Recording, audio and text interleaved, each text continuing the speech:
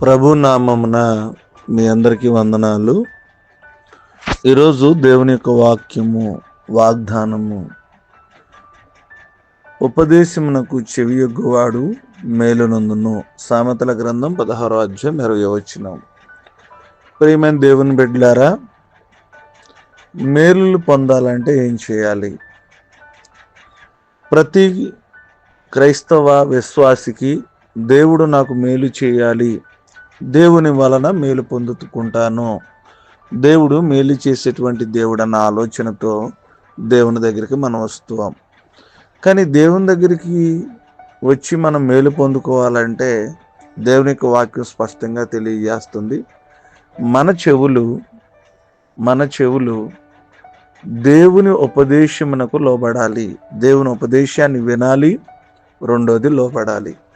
ఉపదేశము వినుకోకుండా, అంటే దేవుని మాటలు వినుకోకుండా, దేవునికి విధేయత చూపించుకోకుండా, దేవుని మాటలు పెడచెవిని పెడితే మన జీవితంలో మేలులు పొందుకోలేము అని దేవుని యొక్క వాక్యం సెలవిస్తుంది.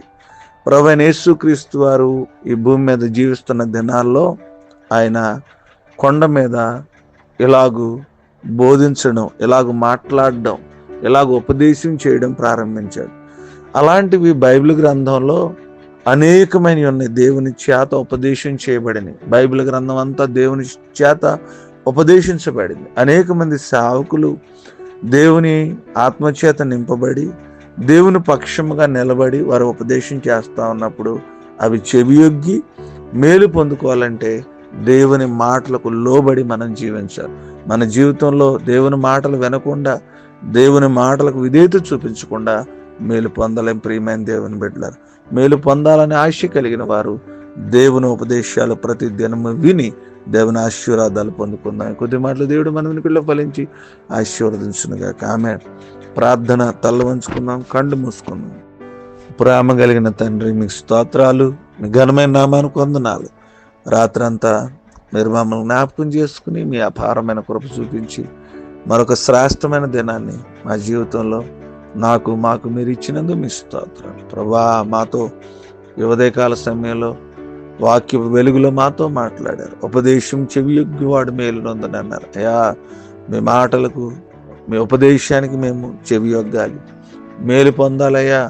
మా జీవితంలో మేలు అనుభవించాలంటే మీ మాటలను ఆలకించి అర్థం చేసుకునే స్థితి మాకు కావాలి.